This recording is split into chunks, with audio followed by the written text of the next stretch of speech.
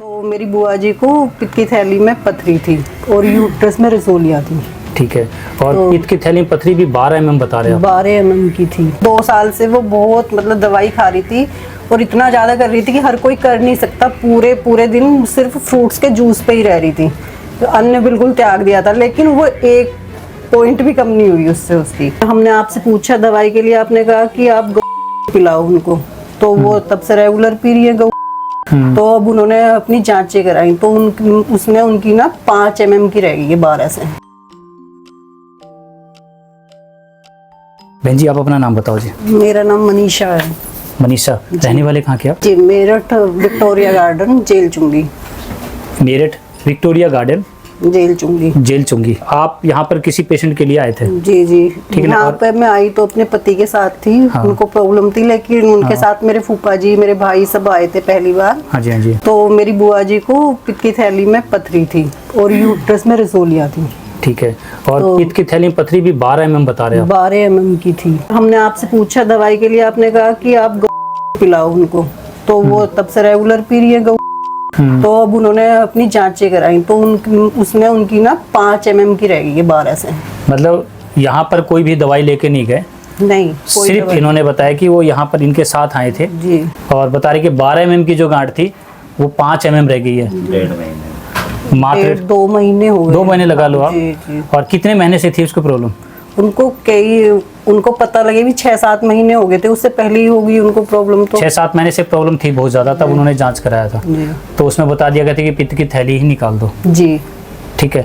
मैं कोई दवाई का नाम नहीं ले रहा हूँ, कहीं आप लोग सोचो मैं अपनी दवाइयाँ बेच रहा हूँ इस पर वीडियो बनाकर, कुछ नहीं। इन्होंने सिर्फ बताया गो जी, मात्र गो लेकर, तो मैं किसी भी दवाई को लेकर भ्रमित नहीं कर रहा। और रसोलियाँ तो खत्म ही हो गई उनकी। जो रसोलियाँ थी यूट्रस में वो खत्म ही हो गई, खाली गौमूत्र से। सिर्फ गौमूत्र से यूट्रस के अंदर जो रसोली थी वो भी खत्म हो गई। मैंने कोई दवाई नहीं दी। आज जितनी भी आपके सामने प्रमाणित है, मेरी पहली वीडियो भी है जिसमें मैंने बोला मेरे को लंग्स में जो टीबी थी 80% लंग्स डैमेज था, मैं भी सिर्फ गौ पी के ठीक हुआ था। मैंने मेरी कोई दवाई नहीं ली थी, ये तो आयुर्वेद की बाद में पढ़ाई करी मैंने। तो मैं आपको बता रहा हूँ सच्चाई है जो आज आपके सामने है। बहन जी बता रही उनकी जो गांठ है यूट्रस के अंदर वो तो खत्म ही हो गई, और जो पित्त की थैली में आप लोग सोचते हैं उसको कहते हैं उसको निकालना ही पड़ता है जी। उसको तो रिमूव भी करना पड़ता है, उसके अलावा कोई चारा नहीं है। होता नहीं सबके साथ। हाँ, सब। और वो इनकी सिर्फ 5 mm की बच गई है 2 महीने के अंदर। अब इतना बड़ा विज्ञान अगर आपके सामने है तो आप लगा लो गौ माता की कीमत क्या होनी चाहिए। वो तो सबको बताती हैं जी, और उन्होंने तो डॉक्टर बन रही हैं कि बस ये लो तुम सब, किसी को कुछ हो, उनके पोतों के जुकाम हो गया तो सीसी में करके गौ रख लिया, नाक में डालती है, कानों में, कह रही जुकाम भी ठीक हो गया। मैंने उन्हें दवाई ववाई नहीं लाई बिल्कुल। जुकाम भी ठीक कर लिया। अब बताओ इतने अच्छे डॉक्टर बन गई है सिर्फ एक गाय माता के होने के साथ। सिर्फ उनके साथ एक गाय रहे, वो मेरे ख्याल से हमारा धंधा तो बंद ही कर देंगे। सच्चाई होना भी चाहिए। आज जिस औषधि, जिस आयुर्वेद को लेकर लोग बड़े बड़े दावे दम भरते हैं, हमारे पास औषधि, हमारे पास ऐसी दवाई है, मैं कहता हूँ कि सिर्फ अकेली गाय ही काफ़ी है, अकेली गौ माता ही काफ़ी है। आपको किसी भी डॉक्टर की जरूरत नहीं पड़ेगी। अगर इस तरह से विज्ञान अगर रोज आने लगा और मेरी वीडियोस ऐसी चलने लगी तो शायद कहीं ना कहीं आयुर्वेद पर भी एक बहुत बड़ा हथौड़ा लग जाएगा। मैं तो स्वस्थ हूँ, वैसे कोई प्रॉब्लम भी नहीं है, फिर भी मैं लेती हूँ। मैंने कहा जब आता है, और इतना वो है कि 101 बीमारी में काम करता है, तो शरीर में बीमारियां तो सभी के में हैं, तो लोग क्या जा रहा है इसमें? सिर्फ गौमूत्र। ये मैं कहता हूँ कि किसी भी तरह से आप भ्रम में मत रहना। मैंने किसी भी वीडियो को, मेरी होता नहीं कि अपने चैनल में डाल के उसको कोई प्रमोट करके, मैं ऐसा नहीं कि धन कमाने का धंधा कर रहा हूँ। मैं तो कहता हूँ अपने घर में ही गाय रख लो, घर में अगर जगह है तो जरूर रखो। ठीक है, हो सकता है पड़ोसी दे ना दे, आपको मना कर दे कि क्या करते हो। आजकल एक सिस्टम चला टोना टोटका वाला। हाँ जी, बहुत आसानी से। जब पहली बार मैं गई उसको लेने के लिए, तो सीधे मुंह से बात भी नहीं की, और फिर मैंने उन्हें थोड़ा समझाया वो करा, फिर मैं उन्हें पैसे दे के आई। तो मैं 1000 रुपये, मैंने कहा ऐसा है हमारा पेशेंट है, अगर आपको भी दुआ लगेगी ठीक हो जाएगा। तो फिर उसको थोड़ा, अब तो बड़ा ही अच्छा सा व्यवहार करने लगी हमारे साथ। खैर, तो शुरू में तो बोली भी नहीं ठीक से, जब मैंने कहा कि गौ चाहिए। 1000 रुपया लिया, हर महीने दे के आती हूँ मैं 1000 रुपये। अब तो समझ में आ गया गौ की कीमत। और अभी उसको पता चल जाएगा कि इतनी बड़ी बीमारी ठीक हो रही तो कितनी होगी। हाँ, यही है कि चलो फिर वो खुश होके दे देती है, सोच पता नहीं हम दवाइयों में भी तो इतना खर्च कर रहे हैं। मैंने कहा गौ माता की सेवा के लिए हमारी तरफ से। आप लोग सिर्फ गौ माता को दूध के लिए जानते हो ना, कि आज गौ माता को जब आप लेने जाते हो तो मोल भाव होता है, कितना दूध देती है भाई, 2 लीटर है तो भैया ये तो 2000 से ज़्यादा नहीं है गाय की, 5 लीटर है तो जी ये तो 5000 की हो गई जी। इस तरह से लोग मोल भाव करते हैं। अब आपको जाने के बाद सिर्फ ये पूछना पड़ेगा कि देसी है ना, ठीक है ना, ये तो नहीं पूछोगे ना कि कितना देती है, गौ कितना देती है। गौ माता का जो आज सड़कों पर कचरा खा रही है, जो आप लोगों को पता ही नहीं है, तो आज आपको बता रहे गौ से पथरी ठीक हो गई, पित्त की थैली की, ठीक है। वो नहीं हो सकती थी, उसने बहुत मतलब 2 साल से वो बहुत मतलब दवाई खा रही थी और इतना ज्यादा कर रही थी कि हर कोई कर नहीं सकता। पूरे दिन सिर्फ फ्रूट्स के जूस पे ही रह रही थी, तो अन्न बिल्कुल त्याग दिया था, लेकिन वो एक पॉइंट भी कम नहीं हुई उससे उसकी। समझ रहे जी, पूरे नियम वो नहीं चाहती थी भी किस तरह उसका रिमूव हो। नहीं, वो चाहती ही नहीं है बिल्कुल भी कि ऑपरेशन कराऊं मैं, ऑपरेशन कराऊं मैं बिल्कुल भी। इसलिए जैसा जैसा था, जितने नियम थे सारे किए, लेकिन एक पॉइंट भी कम नहीं हुआ। और बता रहे होम्योपैथी की दवाई कितने दिन से ले रही थी? वो तो उसने कम से कम 2 साल खाई है। कितने पैसे लग चुके होंगे? काफी पैसे लग गए होंगे। समझ रहे जी, लेकिन वो किसी भी कीमत पे मतलब ऑपरेशन नहीं कराना नहीं चाहती थी भाई, थी वो साइड इफेक्ट तो नहीं है उसका, कम से कम 2 साल तक खाई, आराम नहीं मिला। और सिर्फ यहाँ से कुछ नहीं, यहाँ पर सिर्फ पेशेंट के साथ आए थे उसका परिवार जी। और यहाँ गो मैं मेरे से पूछा भी कि जी ऐसी पित्त की थैली की जो भी पैसा हम दे देंगे डॉक्टर साहब, हमारे लिए भी दवाई दे दो। हाँ जी पूछा था उसने, मुझसे बोला था दीदी आप ले आना, चाहे जितने की भी आए मैं लेने को तैयार हूँ। आपसे मैंने पूछा, आपने कहा पित्त की ऐसी कोई दवाई हमारे पास नहीं है, बस मैंने मना कर दिया। मैं भी चाहता ना तो वेब को बना के पैसा ले लेता ना, और वीडियो बना के आप लोगों के सामने तो स्पष्ट और कर दिया मैंने। जो पेशेंट आने वाले थे वो भी बंद कर दिया। मैं बोलता जी मैं बहन जी हाथ जोड़ता हूँ, मेरा दवाई का नाम ले लो है ना, नहीं तो मैं आपके पति की दवाई नहीं दूंगा है ना, ब्लैकमेल करता। देखो एकदम क्लियर बनाता हूँ मैं, हम नहीं चाहते कि किसी भी तरह से, मैं तो चाहता हूँ जिस को लेकर मैं जिंदा हुआ, मैं आपके सामने बैठा हूँ, वही आपको दिया। औषधि के पीछे का सिर्फ कारण यही है कि पेशेंट को जब कीमो लगा दिया जाता है उसकी पूरी बॉडी डैमेज, आपको पता ही है ये बात राजा आयुर्वेद में है कि कीमो लगने के बाद तो आपका आयुर्वेद का कोई मकसद ही नहीं है। तो उस कंडीशन में मुझे दवाई देनी पड़ती है। नहीं तो मैं कहता हूँ कि जिसने भी कोई थेरेपी नहीं कराई है, किसी तरह से कोई भी जांच भी नहीं कराया, भाई मेरे पास आने की जरूरत भी नहीं है।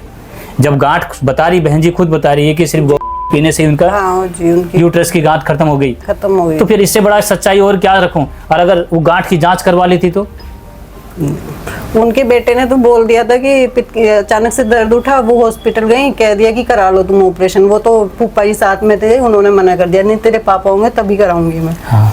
तो उन्हें ठीक है, मतलब उनकी घट रही है तो वो भी घटी जाएगी। समझिए, और गांठ तो खत्म ही हो गई। गांठ तो खत्म। अगर गांठ की जांच करा लेते आपको पता है सीधी सी बता देते कि ओवरी।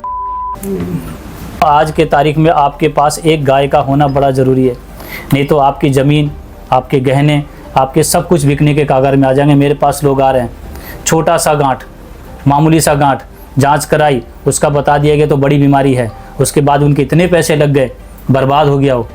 सही पूछो तो पेशेंट तो मरने की कागार पे है, और पेशेंट का परिवार ये सोच रहा है कि अगर ये मर गया तो हम भी मर जाएंगे, क्योंकि कर्जे खड़े हैं, जमीन बिक चुका है, कर्जे उतारेंगे कहाँ से? वो बोलेंगे अब उतारना तो उतारने वाला उतार लेगा, और वो उन्होंने प्लान भी कर लिया कि हम तो ये अपनी ज़िंदगी को छोड़ देंगे। तो ये कैंसर नाम की बीमारी जो आपके घर में आसपास जो घूम रही है, जो देख रहे हैं, कहीं आपके भी घर में दस्तक ना दे दे। मैंने इसलिए आप लोगों को सच्चाई बताई है, सिर्फ गाय माता ही आपको बचा सकती है, सिर्फ यही एक बची है जो आपको बचा लेगी। तो भैया इनको आज सड़कों पे देखकर आप लोग होता है ना जी, डंडे मारते हो, खेत में घुस गए तो उसको कुल्हाड़ी मारते हो, आप लोगों को लगता पता नहीं क्या नुकसान कर जाएगी। अरे आपकी ज़मीन को बचा लेगी, वो क्या खा लेगी आपसे, क्या ले लेगी? बेचारी कचरा खा के भी आप लोगों को तो दे रही है ना। तो आने वाला समय आपके लिए होगा कि अगर घर में जगह है तो ले लो, नहीं तो गौशाला जाकर एक गौ माता के समर्पित हो जाओ। बोलो भैया पूरे साल का खर्चा मैं दूंगा, मेरी है, जिस दिन मेरे पास मेरे घर में जगह हो जाएगी मैं ले जाऊंगा।